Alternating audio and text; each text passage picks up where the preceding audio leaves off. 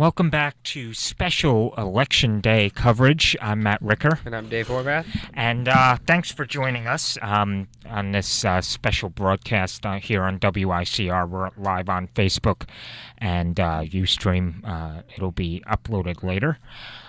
So we ended our last segment with the Supreme Court, and we talked about a couple of Hillary Clinton's scandals and all that, all the hot topics that have been trending in the news.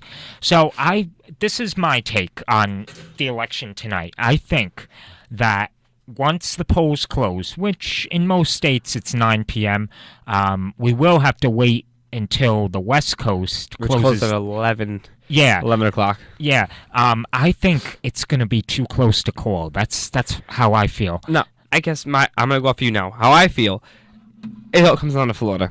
If Florida is won by Donald Trump, then I agree 100% it's going to be a close call. Yeah. If Hillary Clinton wins Florida, it's over. Not even an election. Because she'll have tied up New York, Florida, and California. Right there, we're talking it's 55 from California, and then it's 58 from Florida and New York combined, so we're talking about 113 just from those two. So It'd be over. There'd just be no way. So I look at Trump. Trump has to win Florida, and if he wins Florida, we're talking a real election. Oh, yeah. Because you have states like Michigan, 16, Pennsylvania, 20, North Carolina, 18? 16 in North Carolina, I can't. Let's see. It's 15 North Carolina. 15, yeah. Huge. And again, like we talked about, if Nevada ends up having their independent candidate win it, that's 6. Neither can get.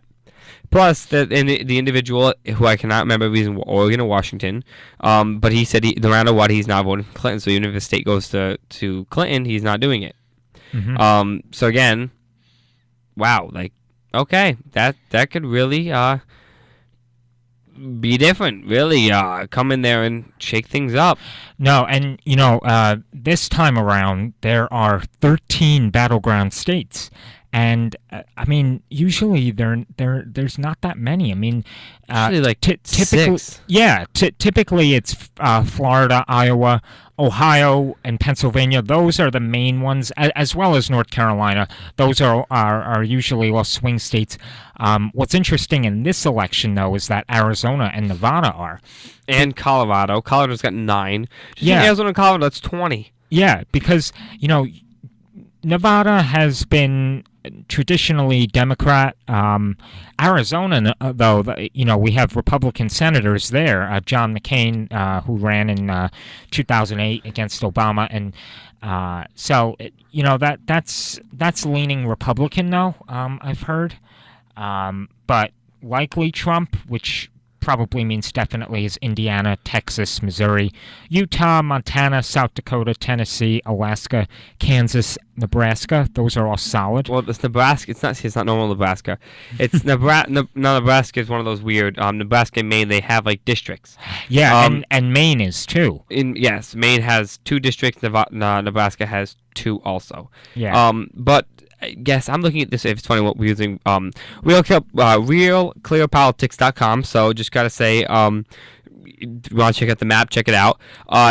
Likely Trump has a lot. Likely Clinton is Illinois, Jersey, Washington, Rhode Island, Delaware, and those likely. And then you have leaned Clinton, Wisconsin, Minnesota, Oregon, Connecticut, and Maine with their first district, where only South Carolina leans Trump.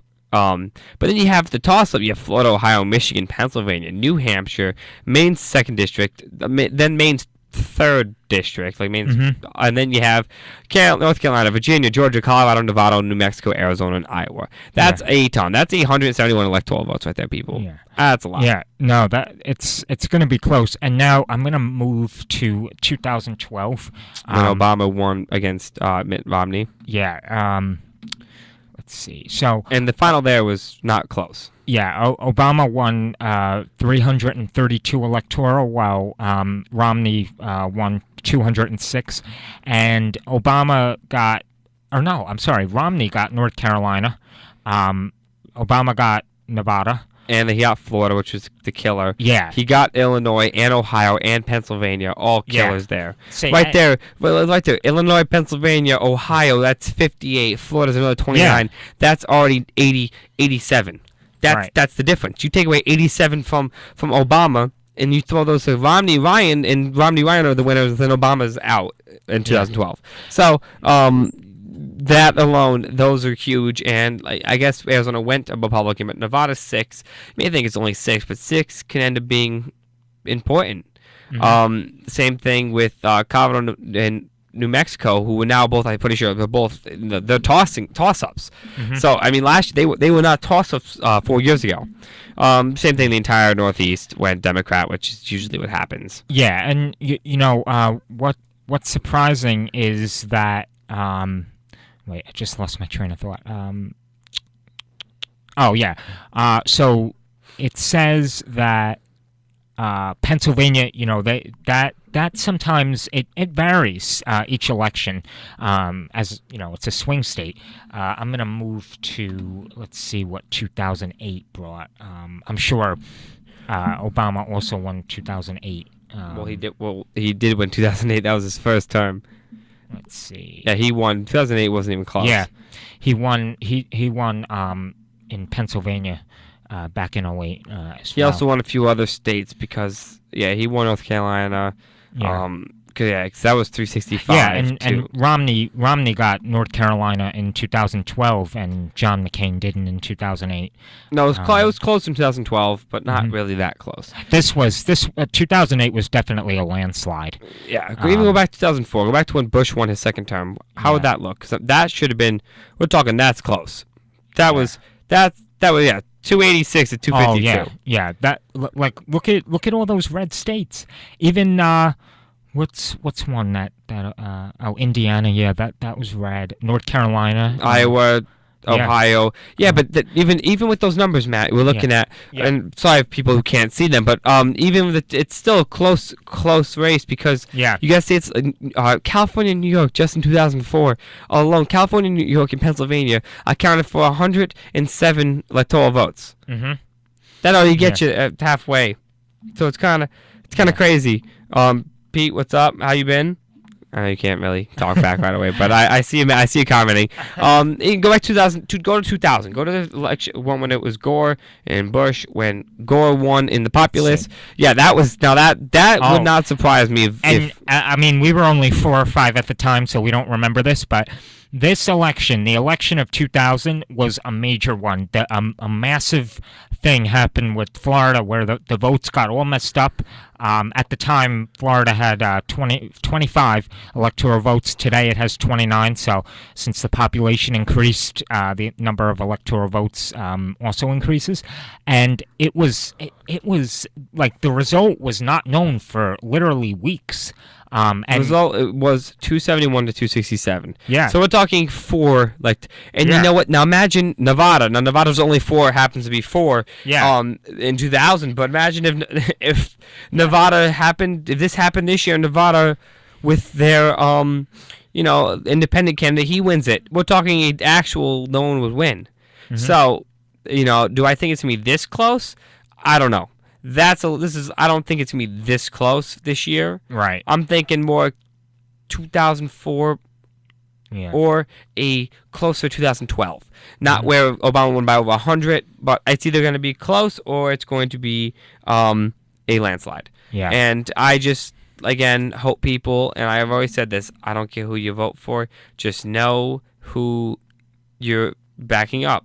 That's all you want to know who you're, and especially if your candidate ends up winning and then doing something horrible during their term, know that you back that up.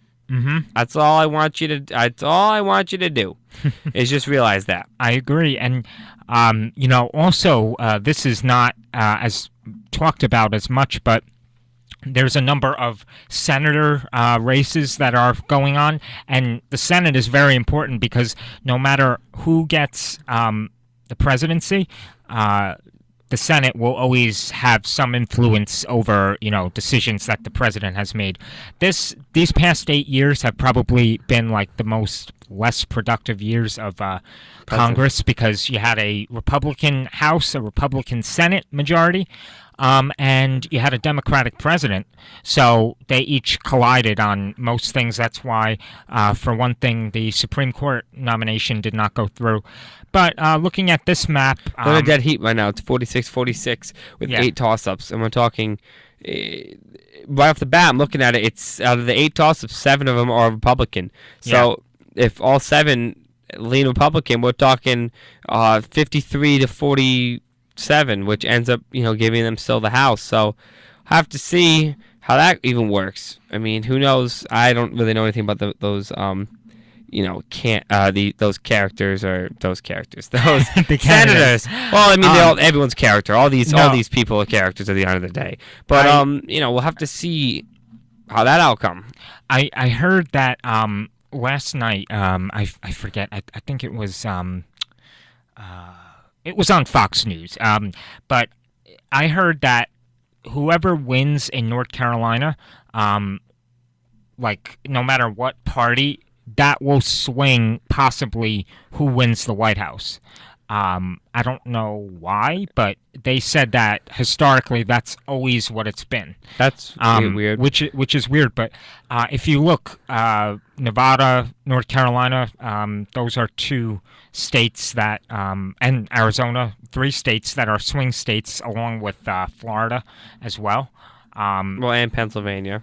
Yes. Oh, and Pennsylvania. Yeah. So there's those elections they have Senate elections in those states, and those happen to be swing states. So a lot going on in those states this time around. Real Clear Politics just shut down on me, so I'm gonna reopen it. But yeah, people, you gotta go out and vote. Your vote matters, and you still have time. Here on the East Coast, you have 4 hours left about. Maybe a little less than that, but yeah, it's going to be a close one. And Dave and I were saying during the break that the map has not changed throughout the day. I think it did though. Right now, he didn't have before. It was didn't he have 163? Trump Pence. It might have been, yeah. I thought so. Maybe not. Maybe not. Yeah. I'm not 100%. Yeah, no. So it's really not going to be until after 9 tonight is when the real results come in. Which will be we will be live again by then. Yeah. Guarantee that. But I've always said I'm interested to really see how the populist votes comes down. Mm-hmm. Because I do, as I've said before, I said this earlier, I believe it should come down to populist vote, not this electoral college stuff. I think it's whoever gets the most votes wins. Yeah. If you want, I'm always going to preach that. I've had conversations with Dr. Zano, who we've had on our personal show multiple times, who's, she's big in politics. I mean, she is our political science person, go-to woman who does on every show known to man. But I've always made that argument that I really do believe that, and she goes, I get it, and I'm tough. I'm like, I will not budge on that. That's something that I've had great conversations with her about. Cause I'm like, listen, I believe it because it's true, and it should be, that's how it should be run. If you want to be the president of this country, you should be the one that the most people voted for. Yeah. You do have to, as we always say, if you don't vote, you can't complain. And I have to say, a lot of people, it's funny on Facebook, a lot of people would be like, their status, I'm voting, and then he goes, I can complain now, and I go, okay. As long as you vote, you can complain. I mean, I think that's just what we always say. I'm looking on CBS News right now, and it looks like the Senate has 30 no days, Matt, because I think those are not up for grabs. Let's see. I think that's what it has to be, because not everyone in the Senate's up for grabs this year. 36. Okay, so I guess this means that. Okay, so there's 34 seats at stake, and you need 51 for a majority. As we know, the Senate has 54. had 54 seats, and now they currently have 30. The Democrats have 36. That's going to definitely change because they have all their elections also. But those, Yeah. what it is, those 30 and 36, so those 66, those senators aren't up for a term yet. yeah, So, so that those are like the definite numbers. which I never got how they want it for term, because wouldn't it every 4 years? Isn't because it's 4 years for the Senate, correct? Yes, Or is it 3 years? But it gets like messed up because sometimes, like, if a senator resigns or if passes away, so it's not. Okay, I get it. Yeah, let me go back to see that map. Let's see. Yeah, no, it's interesting. I know the House of Representatives is every 2 years. Yes, they're the shortest amount of time. Yeah. It's interesting. Because they have right now projected 46-46. Because Yeah, so it's virtually tied. Okay, so there's 1, 2, 3, 4, 5, 6, 7, 8, 9, 10, 11, 12, 13, 14, 15, 16, 17, 18, 19, 20. Okay, so there's 20 states that are not having elections for their Senate. So pretty interesting. Well, we got the throw-ups. The throw-ups, so the ones where the voting's occurring, are in Florida, North Carolina, Missouri. Is that Missouri? Yes. Missouri, Nevada, Wisconsin, Pennsylvania, New Hampshire. Mm-hmm. New Hampshire. Now, no, he's not from New Hampshire. Never mind. I was gonna go say about Bernie. Bernie's in Vermont. Yeah. Because I wonder how this would affect, if people matter or not. Mm-hmm. But we have to see where that goes, because that too. Yeah, that's gonna be a close one. As we heard this morning, that like in certain towns and districts, it was kind of mixed. Some towns were towards Trump, some were towards Clinton. So it's really going to come down to the 11th hour of who wins each state. And you could have exit polls, but those mean nothing until voting is officially complete. So. But I think that wraps up this segment, and we're going to take a break for a couple hours. I'll be back on at 6 o'clock. This is live. Well, that'll be a half hour for me. Dave will be back in a couple hours. I'll be back at about 8 o'clock, people. Yes. At that time, we'll have a new location. Yes, we'll be in the usual WICR studio, broadcasting live from Ustream, as well as Facebook Live, as always.